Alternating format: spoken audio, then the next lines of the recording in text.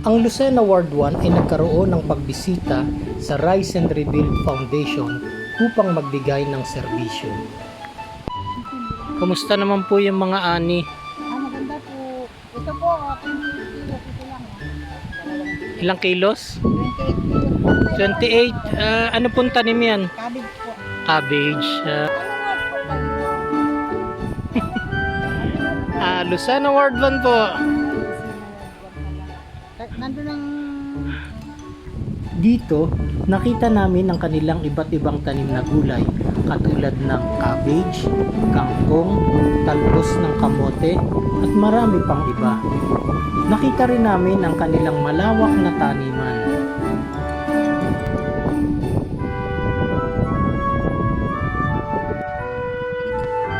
Asang hangin.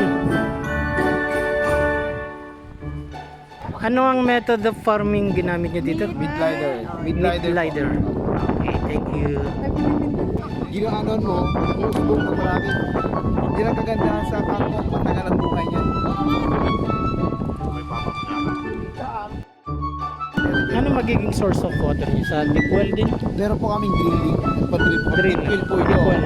Tapos, dahil nga ngayon, pag-araw, level ng water, mababa. Ayan po, ito. Ayun yun doon. Catch basin yun. Dito yung water reservoir, pinakamalaki. At ito na nga, ang mga na-harvest naming kamote.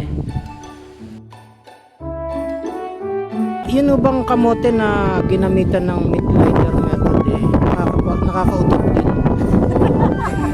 Basta kamote po. Yan, nakakainin niyo po. Makakautot po. Oh, hindi ba po pwede po yung mag-umpisa na? Iba meron, iba, konti pa lang. So, yan. Tapos, ang galing ni brother, oh. Ayun! Tang na lang. Puputulin ko dito, bro. Apo.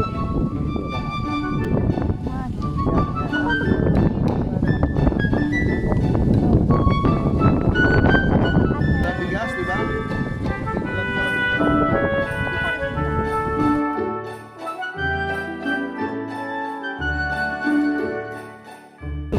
Ito ang Miss Kamote, Queen. Queen, o, diba? Ayan, siya si Sister Gawain na niya Morillo. yan nung siya ay high school. Ano sa Murillo?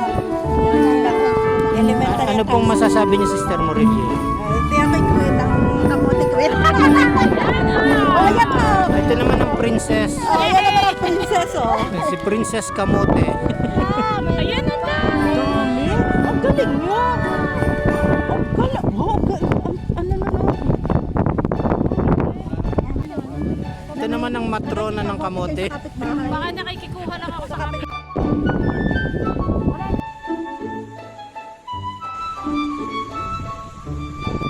At dito na nga namin isinagawa ang isang sayaw para sa masaganang ani.